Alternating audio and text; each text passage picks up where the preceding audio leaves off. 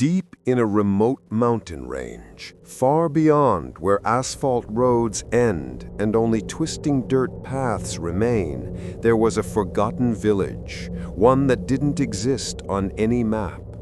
Travelers who accidentally passed through it said the air there breathed differently, heavier, stranger, as if unseen figures walked inside the fog.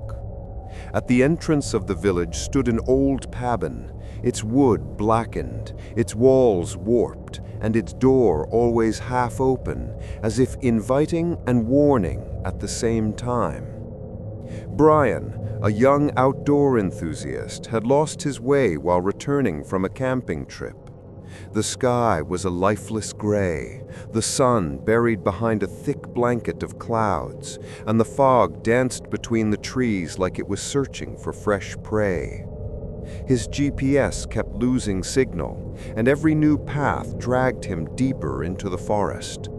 When he finally reached the village, he felt instantly that he hadn't just gotten lost. He had stepped into a place people were never meant to enter. No one was on the streets. The windows were covered with rotting cloth, and the only sound breaking the silence was a faint tapping of something like a nail against wood. Soft, uneven, as if someone was trying not to be noticed, but desperately wanted attention. Brian stepped carefully, feeling as though each footstep woke something buried beneath the village. When he reached the cabin at the entrance, a damp, moldy smell drifted out from the cracked door, mixed with the metallic tang of rust. Something deep inside him told him not to go in, like someone behind the door was holding their breath, waiting. He took a step back, but the door slowly opened on its own, silently, pulled inward by something unseen. He wanted to run away, but curiosity, or the dumbest decision of his life, pulled him inside. The floorboards groaned under his weight, and immediately a whisper rose from a dark corner. Not a male voice, not a female voice, not a voice that belonged in this world at all. He raised his flashlight, revealing walls covered in carved lines, crooked, frantic scratches that looked like someone had dug into the wood with their own nails. Some scratches were deep, almost desperate, as if whoever made them had been at it for hours. In the center of the room stood an old mirror. Its wooden frame was cracked, rust-like stains running across it. The glass was scratched, but Brian's reflection still appeared clearly, too clearly. He stared, and then he realized his reflection had just moved, but he hadn't. His heart sank. He stepped back, eyes glued to the mirror. His reflection smiled very slightly, a smile Brian had never made in his life. His legs weakened.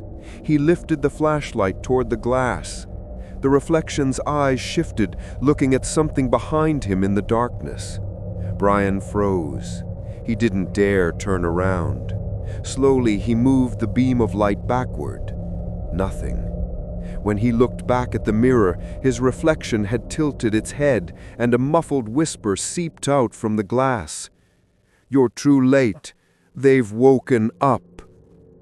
Brian stumbled backward, but something moved across the ceiling, something large and boneless, a wet, slithering sound. He pointed the flashlight upward.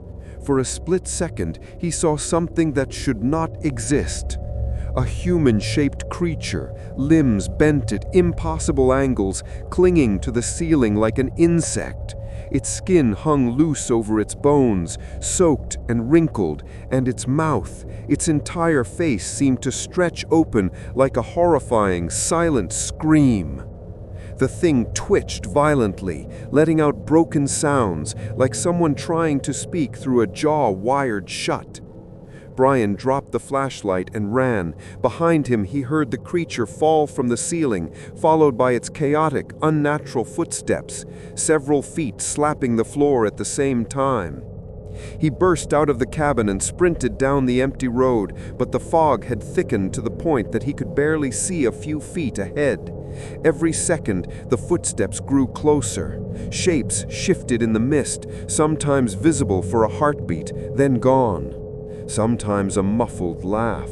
Sometimes a scream cut short. Sometimes a whisper right beside his ear, with no one there.